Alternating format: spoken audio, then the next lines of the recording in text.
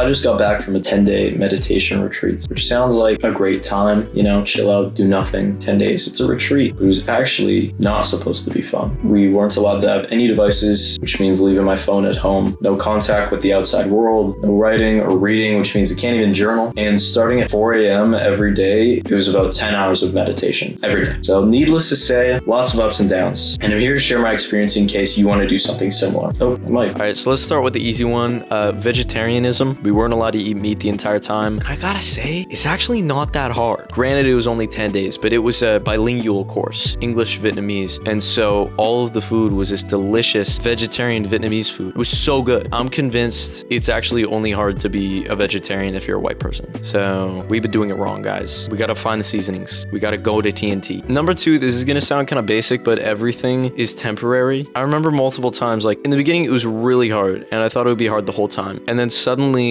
I had a day where I did great. My mind didn't wander. I was focused and I'd hear the gong go off at the end of our, hour-long sitting and I'd be like, wow, I'm floating right now. And I was like, I figured it out. The rest of this is gonna be easy. And then the next day I had the worst day of my life. I got so anxious I thought one of the other meditators was gonna kill me in my sleep. And then I thought from that point on that the rest of it would suck. And guess what? It didn't. I had another great moment. I had another shitty moment. And so it's like at every turn I catastrophized or anticipated that the feeling would stay, whether it was good or bad. And it never was. It always left, which echoes the exact learnings that they were trying to teach, which is like everything is temporary. Things come and go, sensations come and go. That was really useful for me because, when I had a shitty sitting where my mind was wandering, it just let me forgive myself, which was nice. But it took a number of days to get there. It wasn't easy. Number three, it's becoming harder to deny the fact that I'm resilient. It sounds a little arrogant, but I have struggled to believe that I am a determined individual. I remember in 8th grade, my teacher gave me the language to doubt myself when she said that I was inconsistent. And from that point on, I would notice it everywhere. Inconsistent with my effort, inconsistent with my productivity. And after waking up at 4 a.m. every day for over a week and sticking it out, meditating for so fucking long, it feels good. It feels like a win. It's like, how can I attach weakness to my identity after that? I'll figure out a way. I already have, but evidence. If you want confidence, build evidence, as Alex Hormozi said. Number 4, can you guess what I missed most in all these 10 days? Was it my girlfriend? Was it my family? Was it my phone? It was a pen.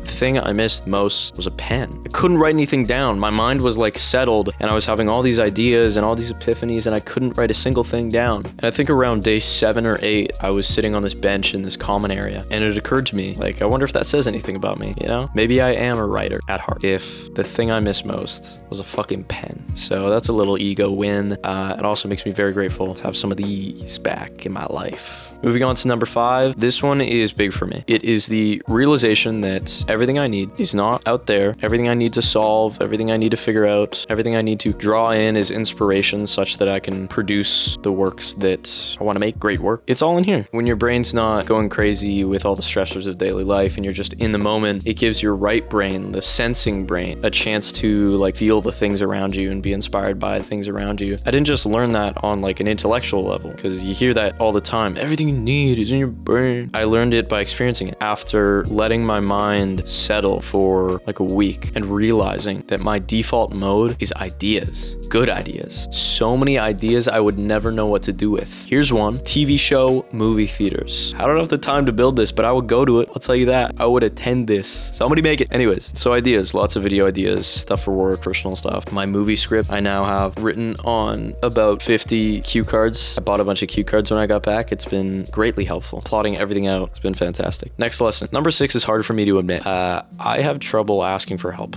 I don't know if y'all are the same, but we had an hour a day to do interviews with the teacher. And every time I would go to her, I would burst into tears. And I don't know why. I have this really strong aversion to asking for help, I'm realizing. And it was nice to get a chance to flex the muscle of asking for help. But yeah, I just realized it's very deep rooted. I didn't get to the root of that in those 10 days, but I intend to. This is the time to ask for help. I saw an interview recently with Palmer Luckey. He's take advantage of people's help when you're young. Nobody wants to help you when you're 30. And so I'd really like to get that stuck in my brain because it's true. It's young kid, ambitious, everybody wants to help you because they had somebody somebody who helped them. Everyone wants to pay it forward. So I intend to take advantage of that and get out of this mode of being afraid to ask for help or appear weak. Which brings me to number 7. The journey has just begun. That's what I've written in my notes, and it sounds a little corny, but it's true. It's like part of me wishes I came out of this just like Jesus, like a light shining out of me. In every room I walk into, the wind blows through my hair and I'm like walking in slow motion, but that didn't happen. So the journey's just begun. The way to actually make this worthwhile is to continue the practice, which has been hard, to stay consistent. They recommend 2 hours a day of meditation.